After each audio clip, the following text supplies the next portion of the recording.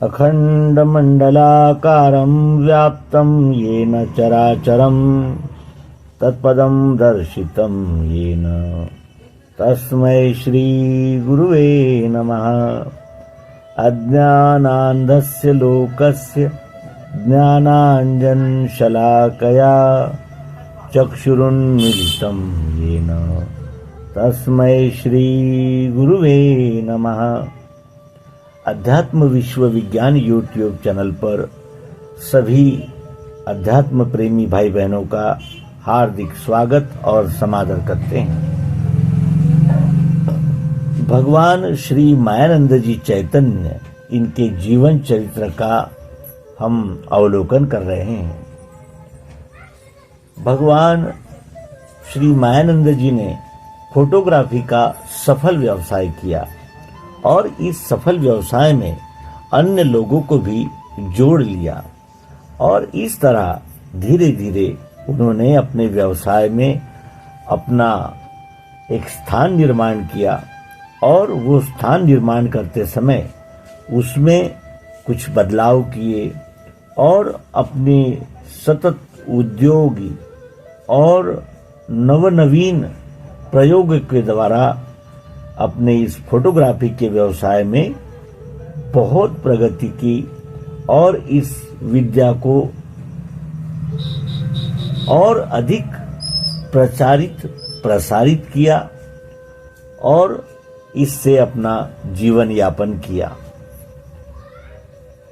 इस कला में बुद्धिमान, सुशिक्षित और धैर्यवान स्त्रियों को भी इस कला को सीखने के लिए उन्होंने प्रेरित किया, जिसके लिए 2-3 महिलाएं तैयार की और उन महिलाओं को भी इसका प्रशिक्षण दिया। ग्राहकों को खुश करने के लिए भाऊ साहब अलग अलग डिजाइन की बॉर्डर तैयार करते थे और अपने पास रखते थे। विशेषतः ग्राहक कैसे खुश होंगे, इस संकोच से वे उनसे पूछते थे और उस तरह के फोटो तैयार करके देते थे। रीटचिंग करने के काम में वे माहिर थे।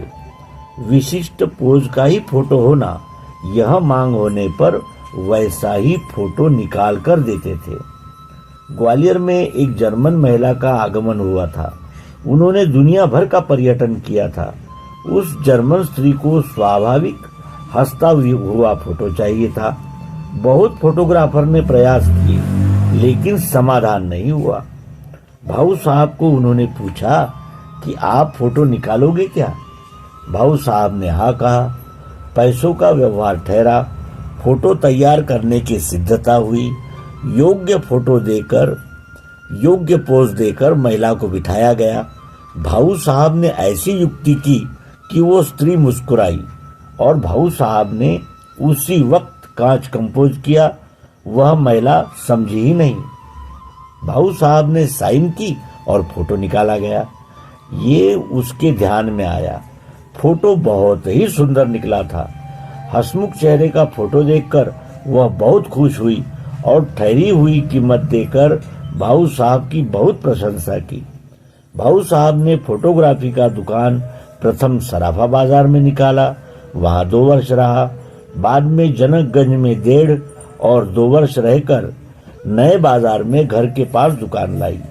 इस समय भाऊ साहब वहीं दुकान में काम करते थे। उन्हें मदद करने को श्री रामचंद्र बांडे और बंधु नारायण राव जी, ये दोनों नौकरी से समय मिलने पर रिक्त समय में काम करते थे।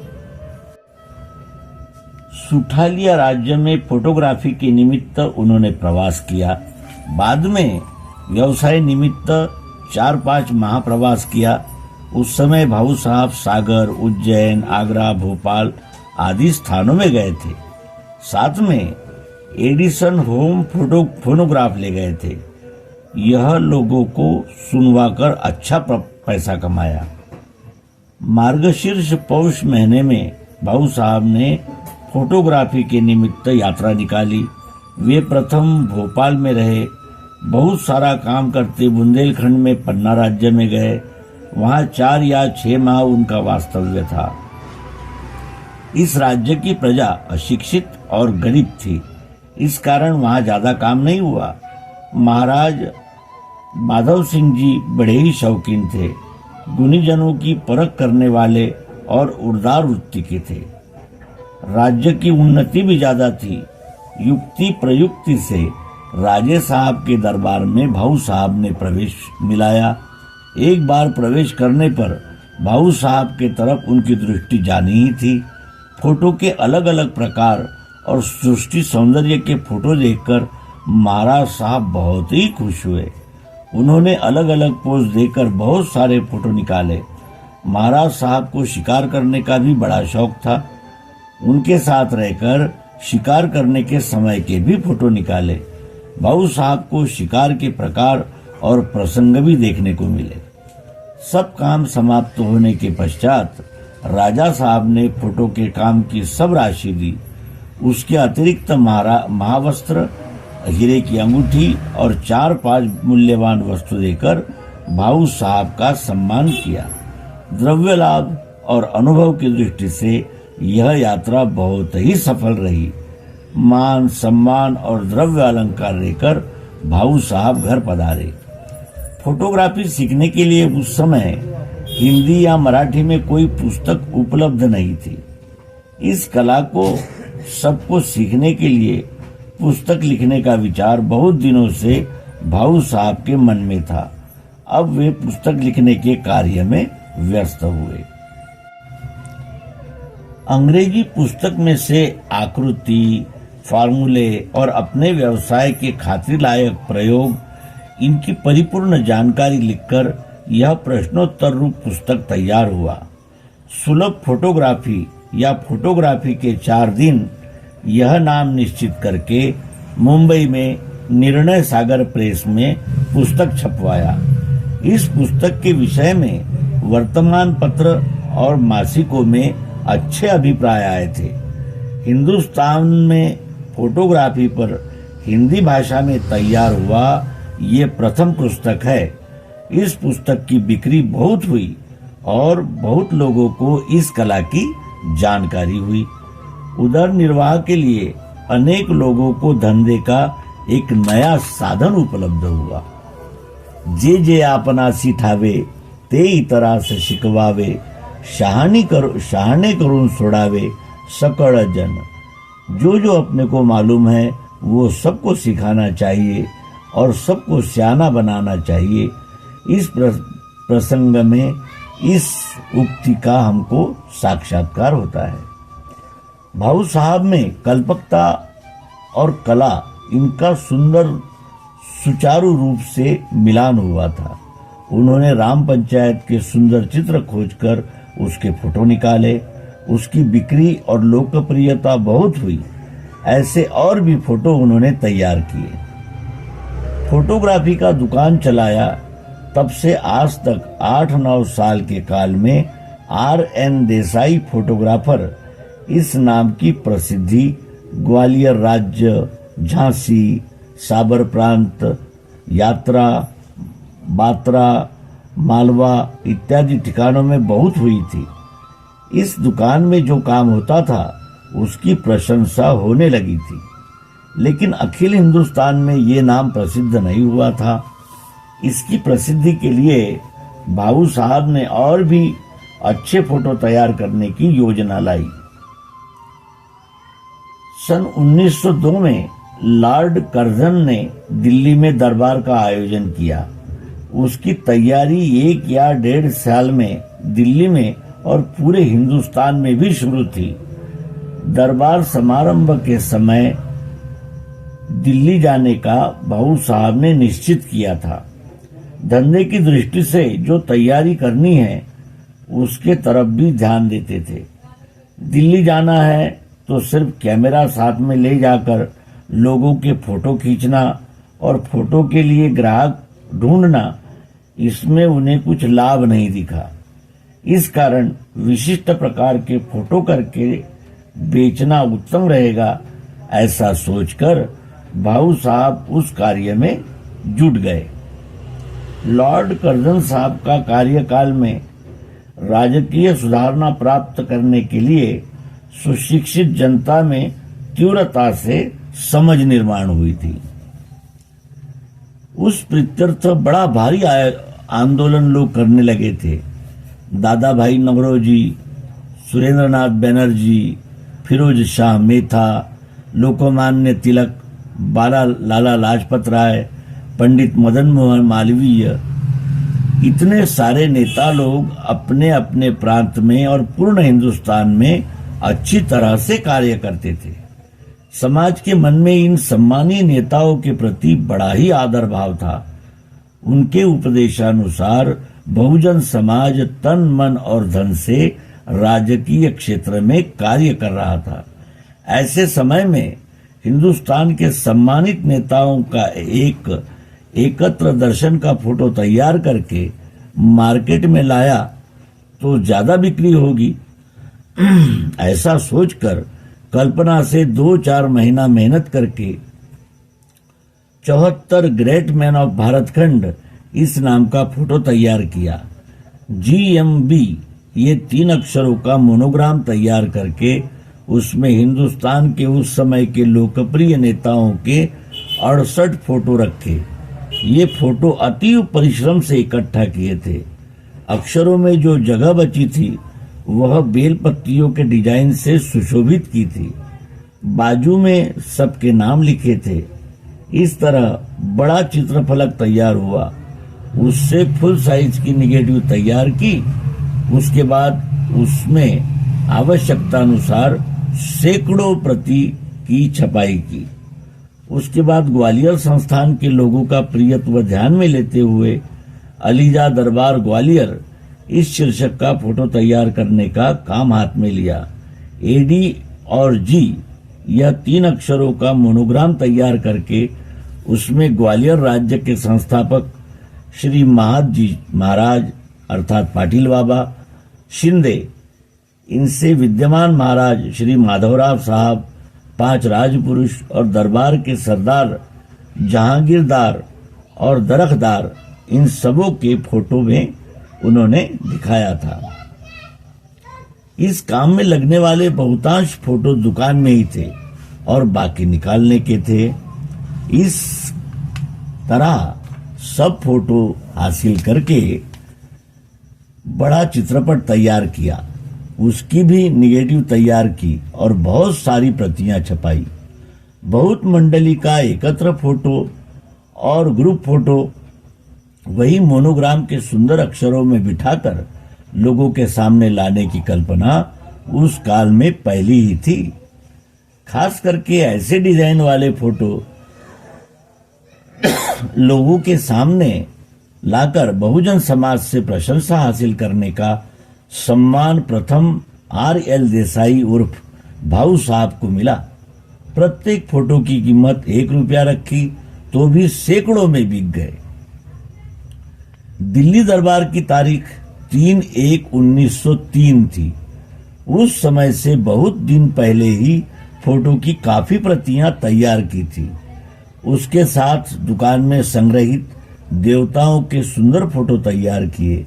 नैसर्गिक फोटो ऐसे विविध प्रकार के फोटो तैयार किए। सन 1902 के दिसंबर माह में होने वाली राष्ट्रीय सभा का अहमदाबाद में आयोजन किया था। उस सभा के समय ये फोटो नेताओं को दिखाना चाहिए और उनकी बिक्री होना चाहिए। इस विचार के अनुसार बहुत से फोटो साथ लेकर रामचंद्र राव बांडे जी ने अहमदाबाद, बड़ौदा, उज्जैन इत्यादि शहरों में फोटो बेचते हुए दिल्ली में भाऊ साहब से मिलना ऐसा तय हुआ। इस प्रकार वे दिसंबर के प्रारंभ में नियोजित कार्यक्रम के अनुसार राष्ट्रीय सभा देखकर और फोटो की बिक्री करते हुए और प्रशंसा पत्र लेते हुए दिल्ली पहुंचे। ठहरे हुए कार्यक्रम के अनुसार भाऊ साहब भी दिल्ली पहुंचे। वहां बहुत प्रयास करते हुए भी ज्यादा खपत नहीं हुई, लेकिन ये न्यूनता आगे के प्रवास में अंबाला, लुधियाना, अमृतसर, हरिद्वार इन शहरों में और राष्ट्रीय सभा अहमदाबाद में निकल गई। आगे पत्र द्वारा फोटो की मांग आने लगी। इस रीति से तैयार किए हुए नए कार्य में यश मिला। ये देखकर भाऊ साहब ने दिल्ली से लौटने के अनंतर और एक फोटो तैयार करने का निश्चय किया। उपरोक्त दोनों फोटो नए विचारवंत मंडली में बिकते थे। पारमार्थिक दृष्टि के मंडली में वे उतने लोकप्रिय नहीं थे और वे लोग लेते ही नहीं थे। इनके लिए भाऊ साहब ने अत्यंत परिश्रम पूर्वक योगी इस नाम का फोटो तैयार किया। योगी ऐसे बड़े अक्षर लिखकर इन अक्षरों में हिंदुस्तान के अलग अलग प्रांत के प्रसिद्ध साधु संतों के चित्र रखे थे।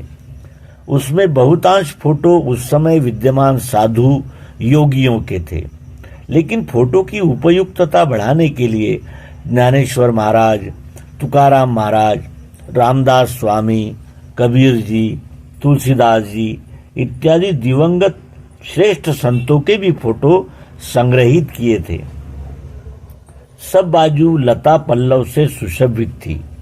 मध्य में अक्षरों के ऊपर श्री राम पंचायतन का मनोहारी दर्शनीय चित्र था। अनेकानेक जगह से माहिती या जानकारी मंगवाना, फोटो हासिल करना इत्यादि कार्य में बहुत श्रम और समय लगता था। यह फोटो तैयार होकर वे बाहर बेचने को आते ही उसकी बहुत प्रशंसा हुई और पहले के 2 फोटो की तरह इस संग्राहक फोटो की बाहर गांव से ऑर्डर आकर बहुत ही बिक्री हुई। इस फोटो के कारण अलग अलग छोटे शहरों में R.L. देसाई फोटोग्राफर के नाम की अच्छी पहचान हुई। आगे सन 1907 की सूरत कांग्रेस के पहले भाऊ साहब ने और 4 फोटो इस पद्धति से ही तैयार किए और पूर्व पद्धति के अनुसार और धरती के अनुसार ये नए फोटो तैयार किए।